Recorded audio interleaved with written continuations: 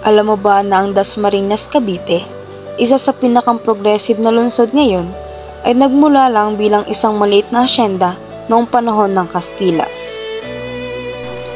Noong 1866, opisyal na itinatag ang bayan ng Dasmariñas. Dati itong bahagi ng Hacienda de Imus, pag-aari ng mga pralyeng Recoleto.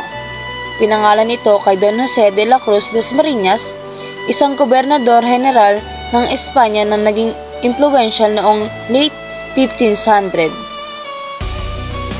Mahalaga ang Dasmariñas sa kaysaysayan ng Pilipinas. Noong 1897, naging bahagi ito ng sagupaan sa Pasong Santol, isa sa mga madugong labanan sa panahon ng Philippine Revolution. Dito nakipaglaban ang mga Katipunero laban sa Spanish Force upang protektahan ang Cavite. Maraming revolusyonaryo ang nagbawis ng buhay, kaya itinuturing ang Dasmariñas bilang lugar ng katapangan at paglaban para sa kalayaan.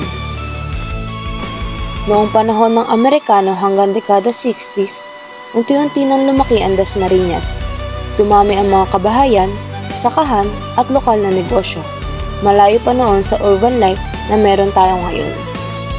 Noong 1997, opisyal na naging City of Dasmariñas sa bisa ng Republic Act 7696. Ito ang kauna-unahang lungsod sa Cavite noong 90s. Kasabay ng cityhood, sumabog ang paglago ng populasyon, negosyo, universities at residential area.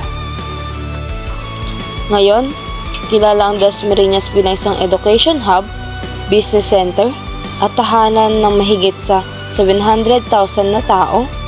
Pero sa kabila ng modern city life, hindi natin dapat kalimutan ang Dasma ay lungsod na itinayo sa kwento ng sipag, sakripisyo at revolusyon. Kung taga Dasma ka, proud ka dapat. Dahil ang lugar na tirahan mo ngayon, bahagi ng kasaysayan ng kalayaan ng Pilipinas.